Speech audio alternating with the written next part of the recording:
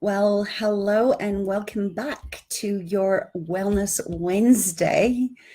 Love Bite, your daily dose of body mind medicine for you and your cats. And I want to continue with what we started speaking about yesterday, which was how to recognize anxiety in your cat and what you can do about creating a calm, peaceful, stimulating relationship, regardless of whether your cat is an indoor cat or an outdoor cat. And how do you go about creating a cat-friendly home?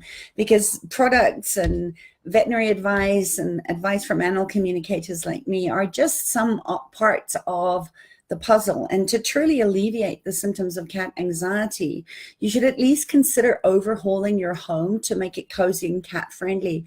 A lot of the cats that I see that are indoor cats, so they don't have the freedom to go and hunt and play with bugs and lie in the sun in the roof or whatever, a lot of the times it's actually boredom that leads to obsessive compulsive cleaning and over grooming and other signs of anxiety that I discussed yesterday. So if you didn't see that video, go scroll down and you will find it. But I want to just talk about how you can create a more stimulating and also calming relationship by zoning off areas of your house. So, just as we like to design our homes in a specific way, that there are certain areas of our house that we eat in, that we rest in, like our bedrooms, and that we entertain in. Animals also appreciate that they have designated areas that either they're choosing and you follow cue and increase that area as a play area or a rest area for them. Animals, especially cats, enjoy quiet. They like to just be one with the earth and bow to the meow and do their They are natural yogis, and that they love to just be one with the universe. So putting down cozy pillows in the rooms that they love to be in, or comforters is an easy way to add to that comfort factor, especially when you have anxious cats. Maybe your cat has already told you that what they enjoy is a really dark place in your room. My one cat, Toby, used to love to lie on top of my t-shirts on a shelf in my dressing room that was very cool and dark and quiet and away from all the noise and the hustle and bustle that was going on in my house. So a lot of the time your animals are speaking to you non-verbally and telling you what they need. So just make sure that if you pick a room where your animal can go to, if it's perhaps filled with noise or strangers, that they can go to that whenever they want to. And you'll soon find an uptick in your kitty's day-to-day moods when you give them the choice to stay or to go somewhere quieter.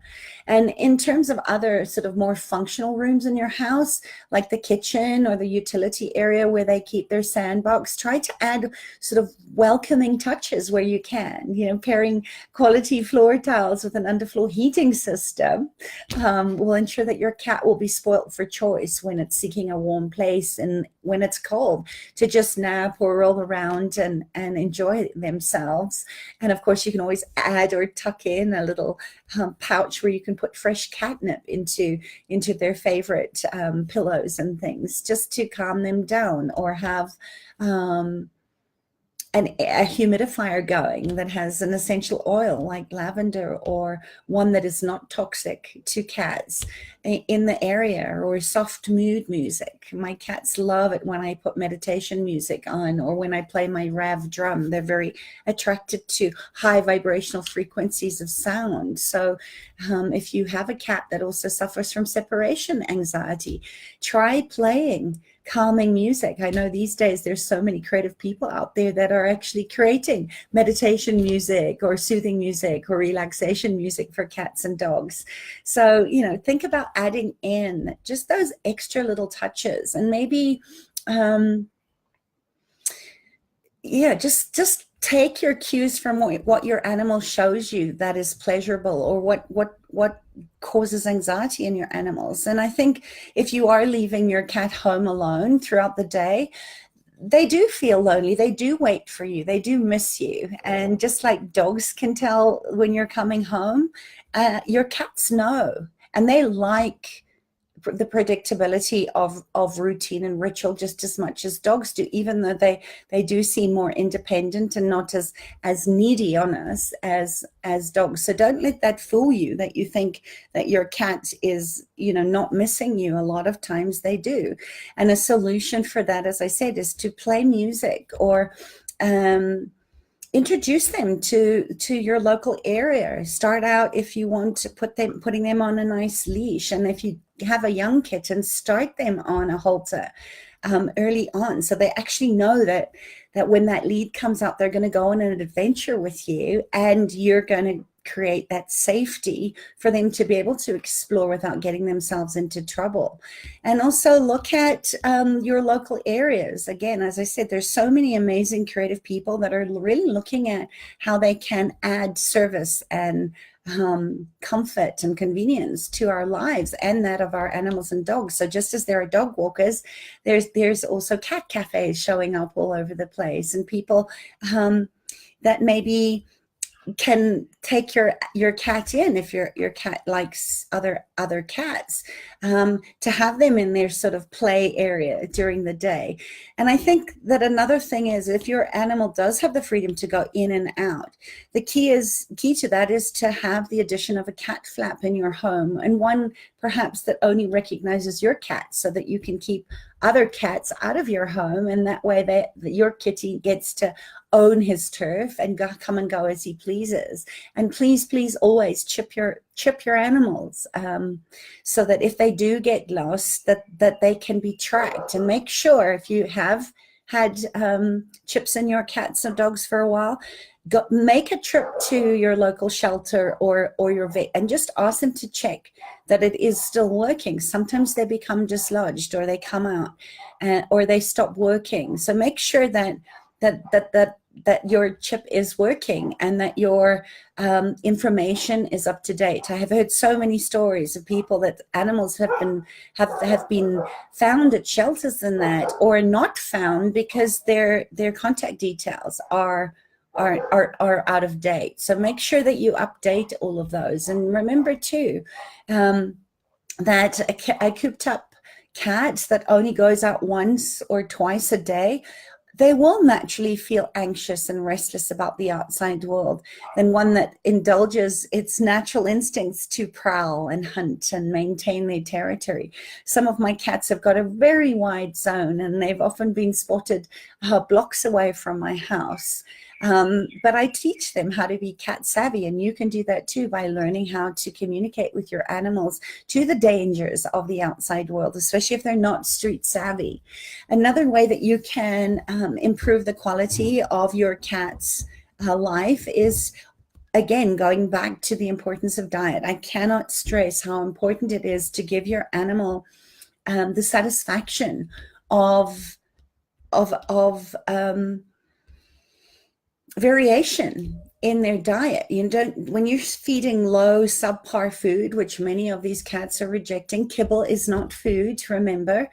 And if you are feeding them that could be showing up as external anxiety or stress, because their internal stress is that their bodies aren't being nourished. And when they get good, nourishing, species appropriate diets, of course it's going to improve their mood, because their gut microbiome are being fed, and their muscles are being fed, and the blood is circulating beautifully. So if your cat is getting the same food day in and day out, I know some of them can be picky eaters, but they will appreciate tasting new things. Cats are curious creatures, and they know what smells and tastes they're attracted to. I just have to sort of open a tin of tuna and mine all come running, because it's just an irresistible smell. And I know a lot of my colleagues that are in the shelters and the rescue industry of helping feral cats, they often use, not that I'm saying it's a great choice with all the unhealthy, the fats, but they can't seem to resist the smell of Kentucky Fried Chicken. I don't know if it's the oil or the crumb or whatever it is, but, and please don't go and feed your animal, your cat, fried foods, but, give them the stimulation through variation in their food. So that those needs, those natural instincts of being little hunters, are met, and that they can be satisfied in their appetite by eating good quality live or cooked protein. Think about the temperature of the food as well. If you're looking at your cats, live prey is blood temperature. So I always say, feed your animals blood temperature food, because that's going to remind them of that sort of inherent natural instinct of, oh, this is healthy live food. Same as water quality. You probably have noticed with your own cats that a lot of cats won't drink out of stagnant water bowls. I always put them, suggest you put them in glass. Get rid of your plastic and your metal bowls and give them beautiful porcelain or glass that maintains the integrity of the water, and make it filter water. Mine have a Himalayan piece of rock salt that they often lick as well, as part of their stimulation. And I make sure that if you don't have one of those water filters that naturally circulates the water in your cat's bowls, you'll see they'll go for a running tap time and time again, or drink out of your cup, because they know that you would have that it would be fresh water. In nature, you'll see this with lions and wild cats, is that they very rarely drink from stagnant water, because they know that stagnation breeds all sorts of other things in it that are not necessarily good for them. So look at that, look at the quality of your water, and also what you're feeding and your cats out of. Give them glass or ceramic bowls for their water and their food, and have fun with it. As much as play is such a valuable part of health and immunity for us, it's the same with our animals. So, introducing new toys, or catnip. Like I said, fresh catnip. I have a whole bed in my garden that is just one big catnip bush, and my cats love to lie underneath it and roll in it. Some cats prefer it dry. So just remember, after catnip-induced playtime, cats are always really chilled out. They're calm and relaxed. So you should definitely consider that natural herb as an anxiety alleviation strategy. And also, if your cat is part of that sort of 1/3 of all felines that remain unaffected by catnip, try something else.